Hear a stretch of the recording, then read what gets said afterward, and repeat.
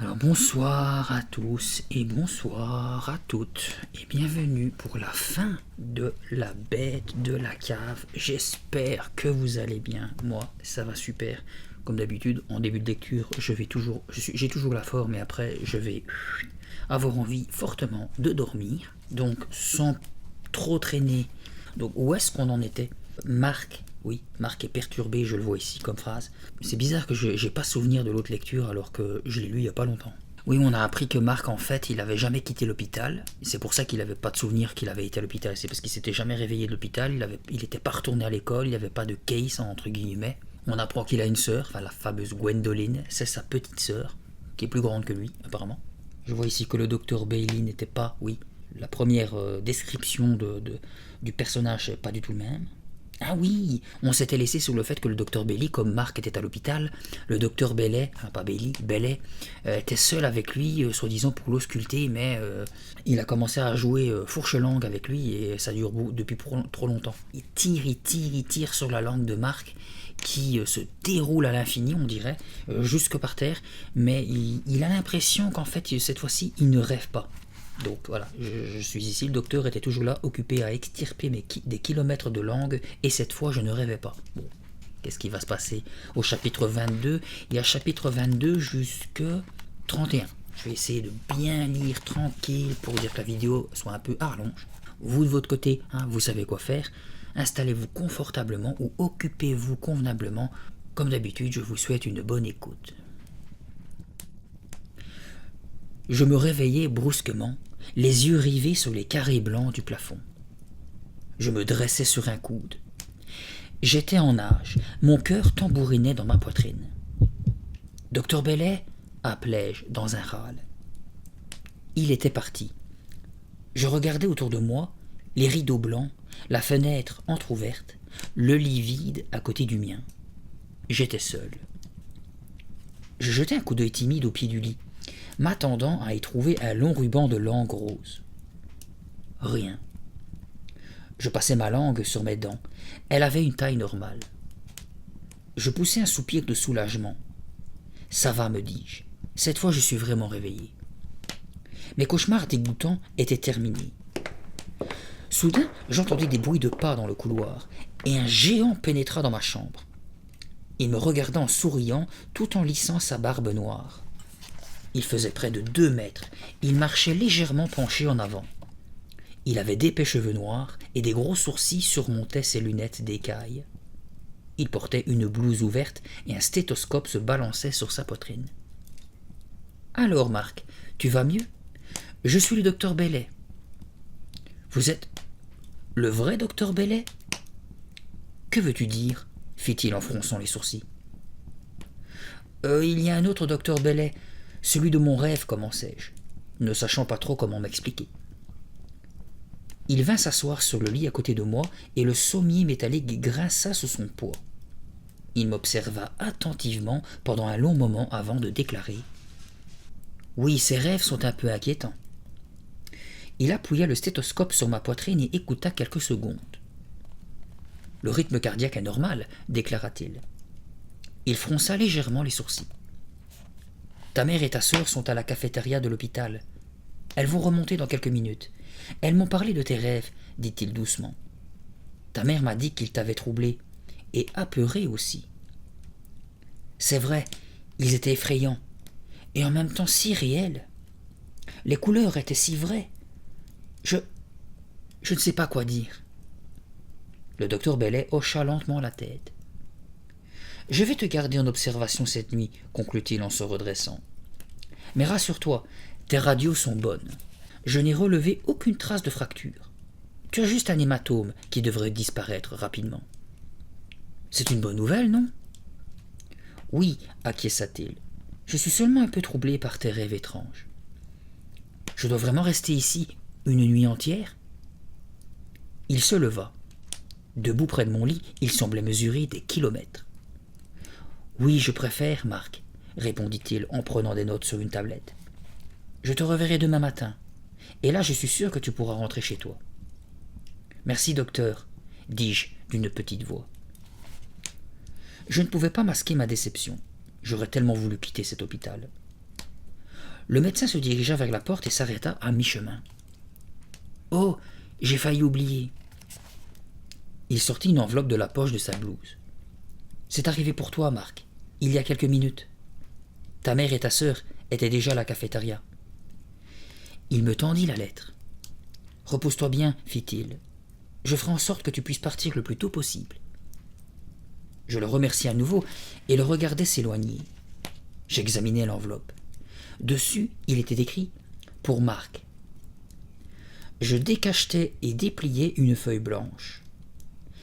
L'écriture était minuscule et les mots tracés à la hâte. Je dus approcher le papier de mes yeux pour en lire le contenu. « Cher Marc, dépêche-toi de rentrer. Il est temps que tu prennes soin de moi. Je t'attends dans la cave. Case. » Quelques minutes plus tard, Gwendoline et ma mère pénétraient dans ma chambre. « On t'a apporté une friandise, » annonça Gwendoline en me tendant un Mars. « L'infirmière dit que tu peux manger ce que tu veux, » ajouta ma mère. Elle s'approcha du lit et demanda. « Tu as vu le docteur? Qu'est-ce qu'il a dit? »« Je pourrais rentrer demain si tout va bien. Mais, maman... » Ma mère se pencha légèrement vers moi pour m'écouter attentivement. « Tu ne manges pas ton Mars maintenant ?» me pressa Gwendoline. « Plus tard. »« Pourtant tu adores ça. » Elle en voulait un morceau, c'était évident. Je l'ignorais et m'adressai à ma mère. « Le docteur Bellet m'a apporté une lettre. Je ne sais pas d'où elle vient. C'est Case qui me l'a écrite. Tu sais, le garçon de mon rêve. Comment est-ce possible ?»« Quelle lettre ?» demanda ma mère en fronçant les sourcils. « Montre-la-moi. » Je tendis la main vers l'enveloppe que j'avais laissée sur les couvertures. Elle ne s'y trouvait plus. Je la cherchais partout sous le lit. Je me levai et regardai par terre. Non, elle n'était pas tombée. Je soulevai l'oreiller, fouillai sous les draps.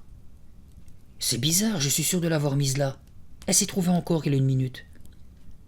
Ma mère et Gwendoline échangèrent un regard de connivence. « Je vous jure que c'est vrai, protestai-je. »« Tu devrais te remettre au lit, suggéra ma mère. Je ne sais pas si le docteur aimerait te voir debout. »« Attends, je dois d'abord retrouver cette enveloppe, insistai-je. »« Ton Mars va fondre, lança Gwendoline. »« Je m'en fiche, explosai-je. J'ai reçu une lettre d'un garçon qui prétend vivre dans notre cave.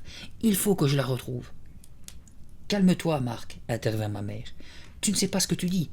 Recouche-toi. »« Mais... » À cet instant, le docteur Bellet passa la tête dans l'entrebâillement de la porte. « Déjà debout, Marc? Ça va mieux, à ce que je vois. »« Dites-leur, docteur, m'écriai-je. Dites-leur que vous m'avez bien remis une lettre. » Le docteur Bellet me dévisagea, l'air perplexe. « Quelle lettre?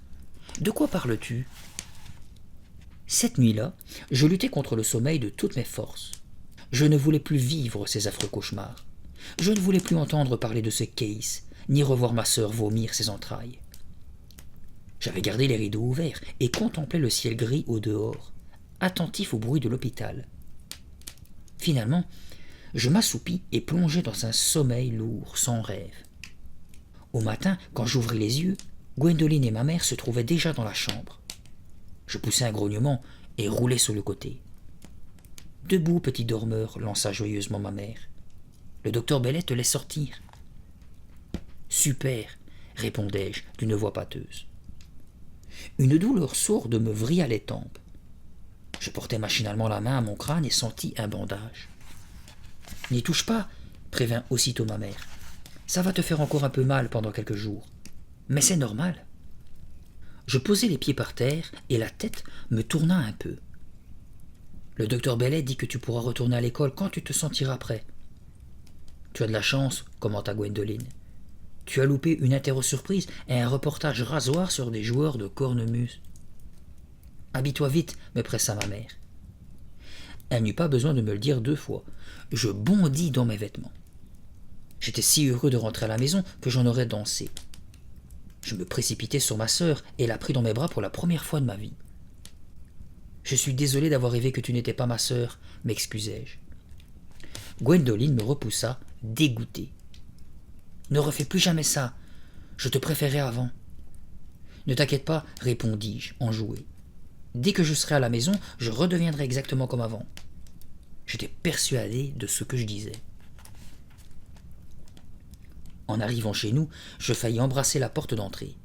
Je n'étais parti que depuis 2 jours, mais cela m'avait semblé avoir duré des siècles. Maman s'enferma dans la cuisine pour préparer une pizza maison. C'est mon plat préféré. Elle ajoute plein de fromage râpé et des morceaux de saucisse de Francfort. D'habitude, elle n'en fait que le samedi soir, mais ce jour-là était un jour particulier. Jérémie passa dans l'après-midi. Il tenait à s'excuser de m'avoir frappé. Je lui avouai que je n'avais gardé aucun souvenir de l'accident. « C'est aussi un peu confus dans ma tête, répondit-il. Tu étais derrière moi et je ne le savais pas. J'ai voulu m'échauffer et bam !» Je cherchais à me rappeler la scène. En vain. « Je suis vraiment désolé, Marc, dit-il, un peu gêné. »« Ce n'est pas ta faute, répondis-je. Tu n'y es vraiment pour rien. » Ça lui a remis les idées en place, lança Gwendoline depuis le seuil du salon. « Qu'est-ce que tu fais encore là, à nous espionner ?» râlai-je. « Espionner quoi ?» répliqua-t-elle du tac au tac. « Il n'y a rien de top secret dans ce que vous dites. » À mon avis, ma sœur a un faible pour Jérémie. Elle traîne toujours dans les parages quand il est là. Jérémie et moi, on va regarder une des cassettes que maman a louées.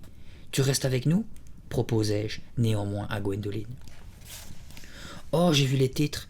Elles ont toutes l'air ennuyeuses, répondit-elle, désinvolte.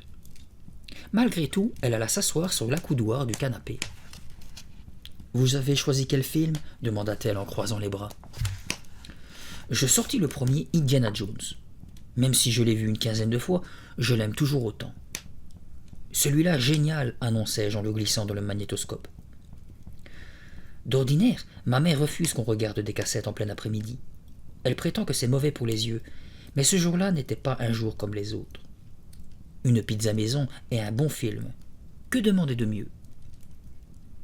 Nous nous installâmes dans le canapé pour profiter de ce moment. Ma mère entrait toutes les 5 minutes pour me demander comment j'allais, et à chaque fois je répondais « bien ». Cependant, à la fin de la vidéo, je fus pris d'un violent mal de tête. Je décidai d'aller me reposer. Je raccompagnai Jérémie jusqu'à la porte d'entrée et lui dis que je le rappellerais plus tard pour qu'il me passe les cours que j'avais manqués. Puis je montai dans ma chambre. Je m'assis lourdement sur mon lit et ôtai mes chaussures avec un profond soupir. J'étais sur le point de m'allonger quand, brusquement, j'eus l'étrange impression d'être observé.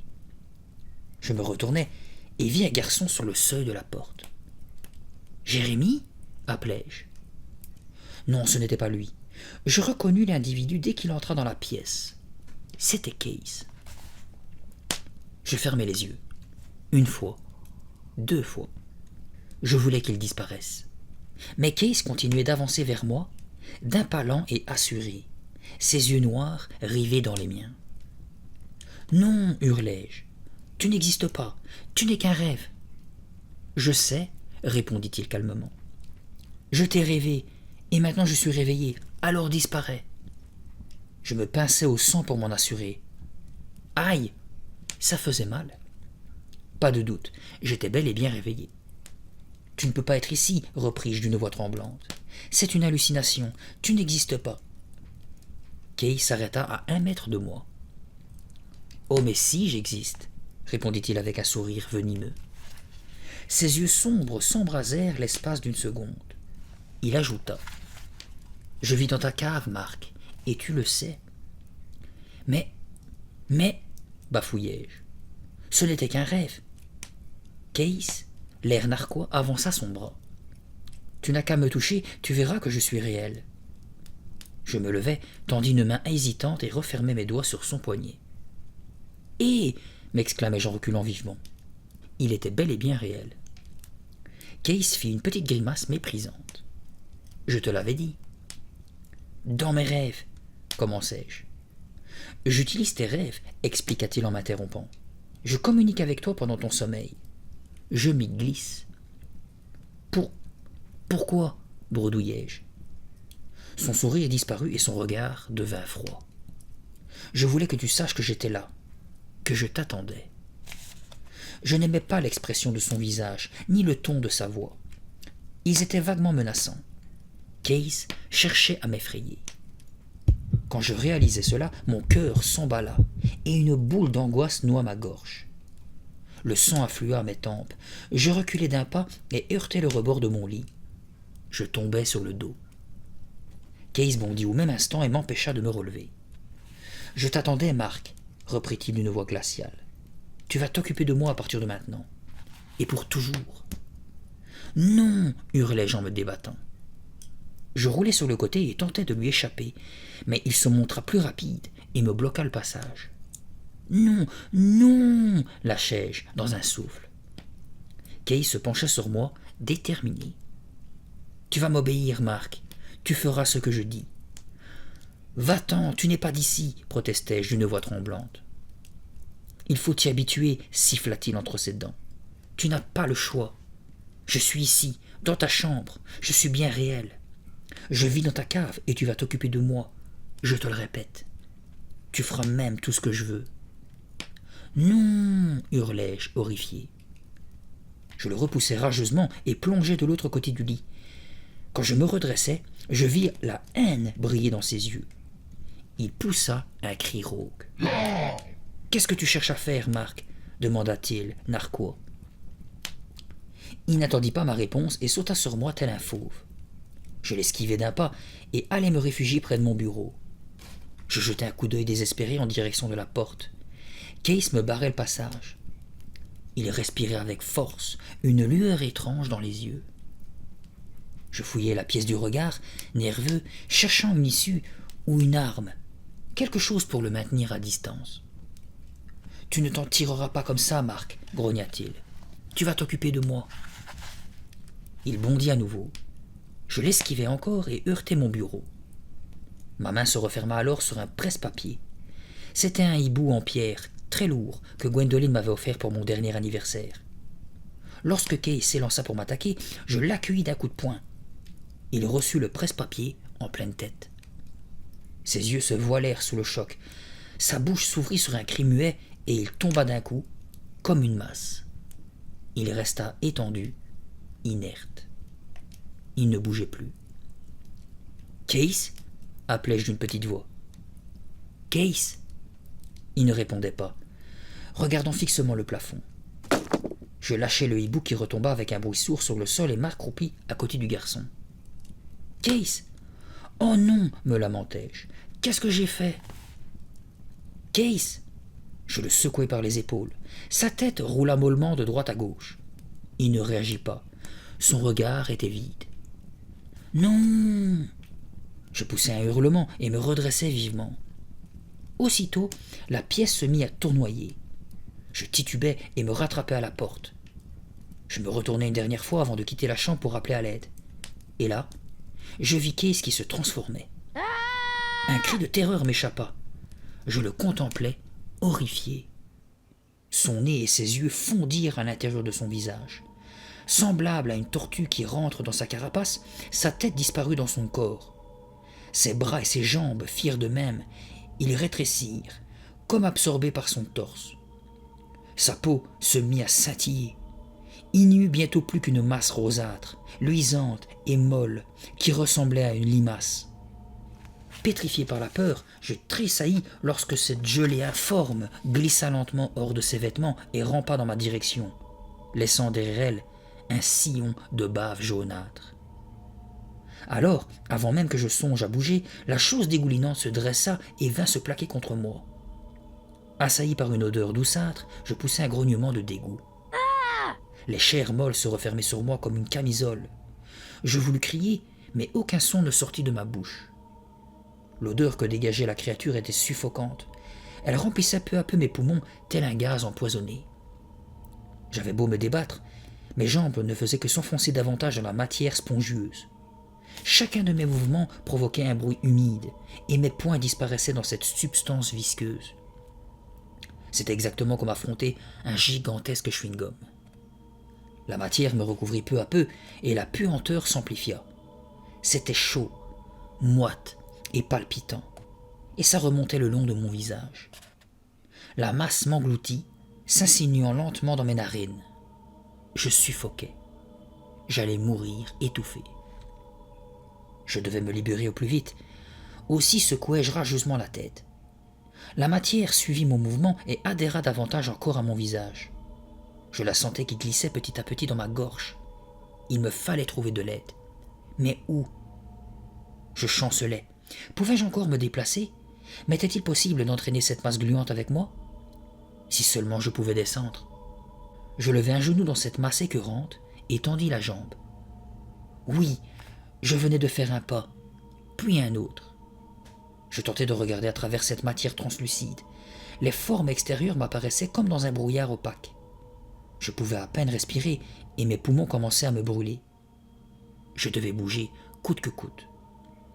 Je luttais pour sortir de ma chambre. Gesticulant et me débattant, je fis un autre pas, puis encore un autre. Je me trouvais à présent sur le palier.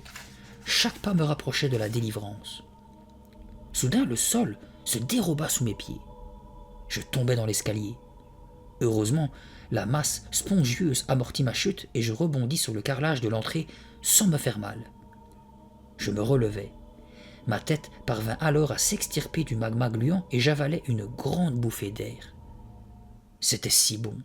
Mes poumons avaient été sur le point d'exploser. J'inspirais profondément avant que la matière ne me recouvre à nouveau. Malgré mes efforts pour résister, la chose m'enveloppait comme un cocon.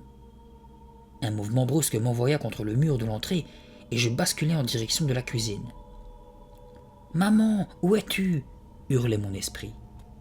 La créature s'enroulait autour de moi, se collait contre mon visage. L'odeur était insoutenable. Je manquais d'effaillir et tombais à nouveau.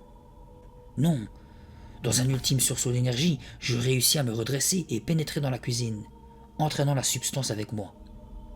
Je parvins à distinguer les contours flous du buffet et m'y projetai alors violemment. Vlam contre l'angle du meuble. Je reculai et m'élançai encore et encore. La matière faisait un bruit mou à chaque coup, mais elle tenait bon et m'emprisonnait même de plus belle. Elle m'écrasait, me broyait. Je m'affaiblissais de plus en plus. Je me projetai à nouveau contre l'angle tranchant du buffet. Cela fit un bruit dégoûtant et la masse gluante abandonna enfin mon visage. Elle quitta ma poitrine et tomba au sol. Je titubais, haletant, les poumons en feu. Et là je vis non pas une, mais deux créatures. La masse translucide s'était divisée en deux moitiés qui frissonnaient mollement sur le carrelage de la cuisine. Elles s'agitaient comme des insectes renversés sur le dos. « Maman !» criai-je. Ce n'était qu'un murmure rauque. Quelque chose obstruait ma bouche. J'y plongeai mes doigts et en sortit un paquet de matière rosâtre. Réprimant un haut-le-cœur, je m'en débarrassai, la jetant dans l'évier. « Maman !» Où était-elle? Au téléphone? Elle n'avait donc rien entendu de notre lutte acharnée? « Maman !» Je titubais vers la sortie. J'eus à peine eu le temps d'avancer que déjà la chose se refermait sur mes chevilles. Je poussai un hurlement et sursautai. Il n'y avait déjà plus rien à faire. Je pouvais sentir le contact visqueux des deux tas gluants qui remontaient le long de mon jean. Je me penchai pour les arracher, mais mes mains glissèrent. « Maman, Gwendoline, au secours !» Les deux masses remontaient vers ma tête. Alourdi par leur poids, je tombais à genoux. Résistant à mes mouvements, elles se réunirent pour m'emprisonner de plus belle. Je m'effondrais sur le sol. J'aperçus alors une silhouette à travers le voile translucide qui recouvrait mes yeux. Quelqu'un se déplaçait devant moi. Je repérais bientôt une tache de couleur. « Maman ?» Allait-elle me sauver à temps de l'étreinte de cette créature immonde? « Vite, maman, je n'ai plus d'air !» Je vis la silhouette courir vers la créature, s'arrêter et porter les mains à sa tête. « Tire-moi de là, maman, vite !» Mais non, elle ne bougeait pas. Elle restait là, debout, à me contempler tandis que je rendais mon dernier souffle. « Lève-toi, Marc !» ordonna ma mère. Elle se pencha sur moi et me bouscula légèrement. « Allez !» reprit-elle sur un ton plus sévère. « Que fais-tu par terre ?»« Au secours !» râlai-je. « Je suis prisonnier de cette chose. Elle m'étouffe. » Ma mère posa sur moi un regard apitoyé et secoua la tête. « Marc, ce n'est pas le moment de faire l'imbécile. Lève-toi vite. »« Quoi ?»« Tu ne vois pas ?» protestai-je. « La tête de Case a disparu et il s'est transformé en gelée. J'ai voulu fuir, mais il m'a avalé et... Elle haussa les épaules et se dirigea vers l'évier. Elle ouvrit le robinet. « Maman ?»« Tu m'inquiètes, Marc, lança-t-elle. Tu racontes n'importe quoi. Allez, lève-toi, tu as passé l'âge de te rouler par terre. Tu n'es plus un bébé. » Je me redressai et regardai autour de moi.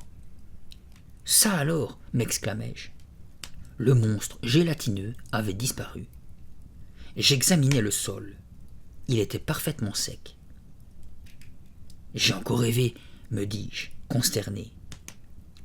En réalité, cette masse écœurante n'avait jamais existé. Notre combat dans l'escalier n'avait pas eu lieu.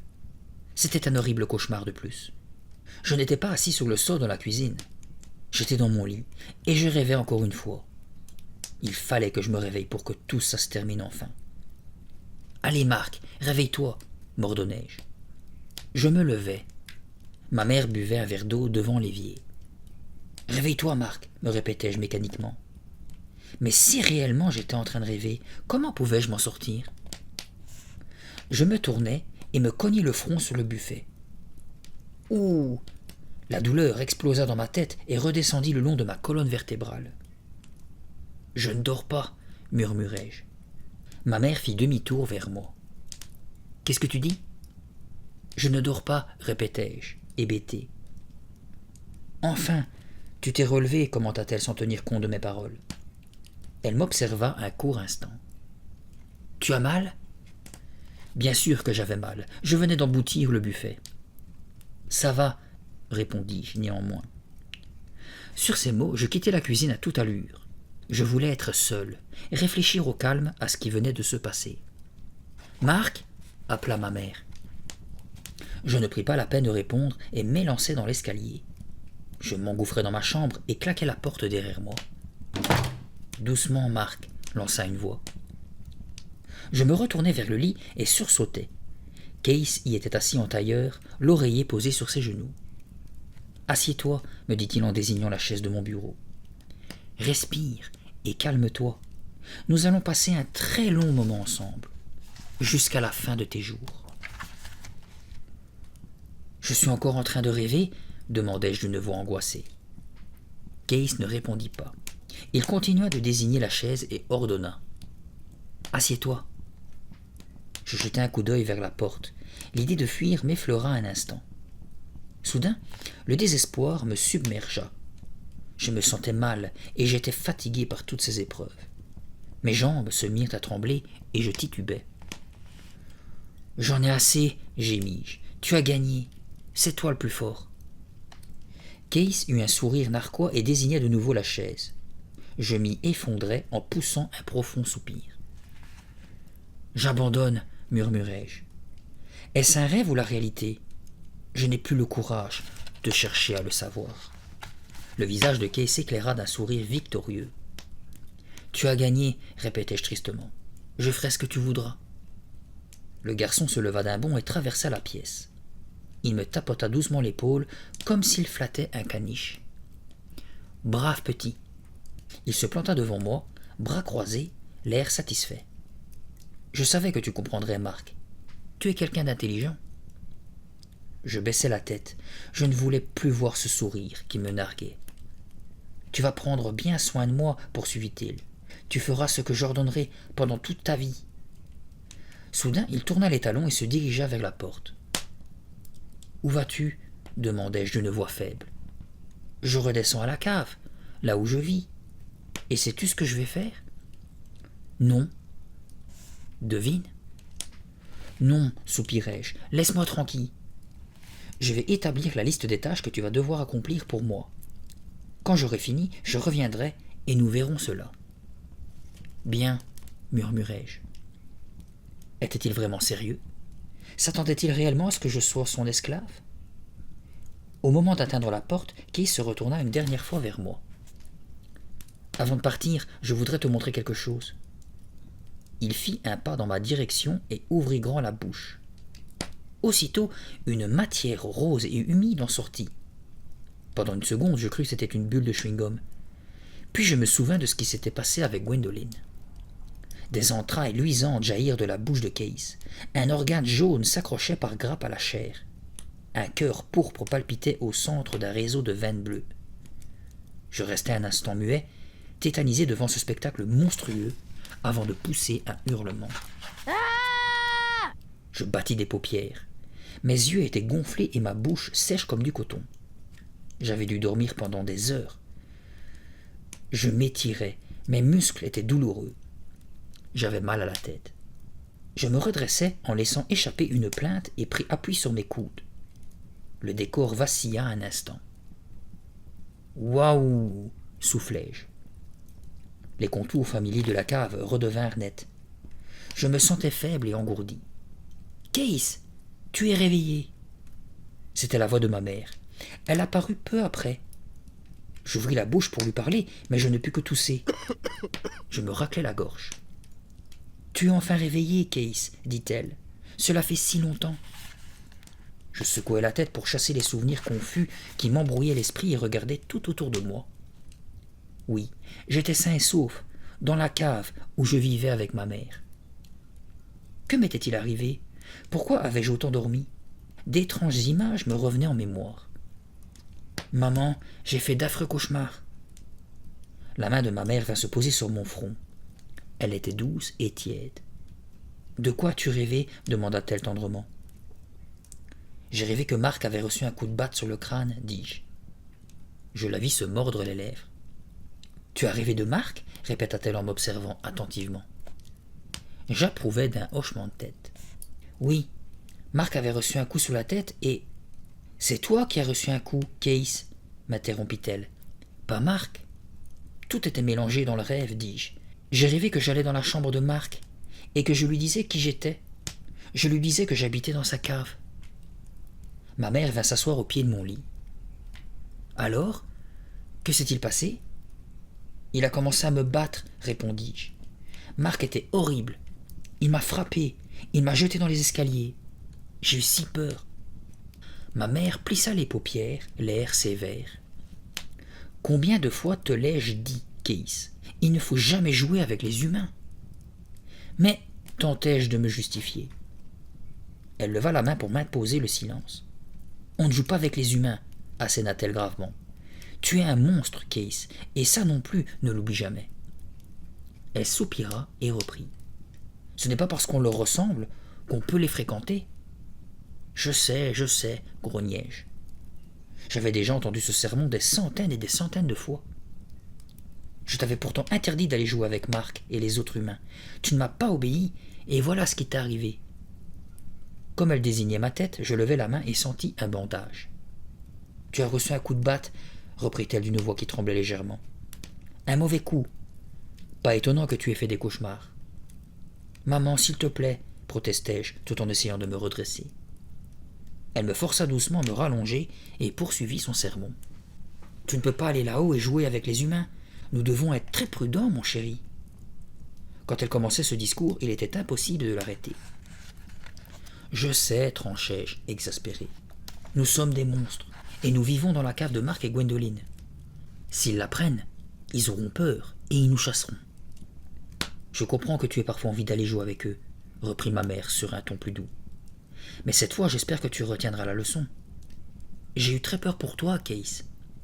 Je suis désolé, je ferai attention maintenant. » Ma mère se redressa et sourit, satisfaite de ma réponse. « C'est bien. À présent, tu as besoin de repos. Retourne-toi et dors. »« D'accord, dis-je. » Je le regardais s'éloigner de l'autre côté de la cave. J'ouvris alors la bouche et commençai à me vider. C'était si bon de sentir ses entrailles à l'air libre, si rafraîchissant. Mon cœur et mes artères glissèrent lentement entre mes dents. L'estomac allait suivre lorsque, tout à coup, j'entendis un bruit. Oh non, ça venait des marches. Je tournai la tête et aperçus Marc. M'avait-il repéré? Sans quitter des yeux la silhouette qui se tenait en haut des marches, je ravalai mes entrailles. Mon cœur et mes artères rentrèrent à l'intérieur, puis j'engloutis mes poumons. Marc m'avait-il vu? Oui, il avait un regard affolé, sa mâchoire pendait d'ébahissement. La panique me submergea. C'était notre hantise à ma mère et moi d'être surpris par un humain. Qu'allait-il se passer maintenant? Je regardais Marc, guettant sa réaction. Il lui fallut du temps pour se remettre de sa frayeur. Il resta un long moment agrippé à la rampe de l'escalier, les yeux rivés sur moi, comme s'il ne pouvait pas croire ce qu'il venait de voir. « Qui es-tu » demanda-t-il finalement, d'une voix incertaine. Je déglutis difficilement. Que dire? Je devais répondre vite. « Qui es-tu » reprit-il d'une voix plus assurée. Balbutiai-je. Je ne suis personne. Je suis un rêve. Il fronça les sourcils, sans comprendre.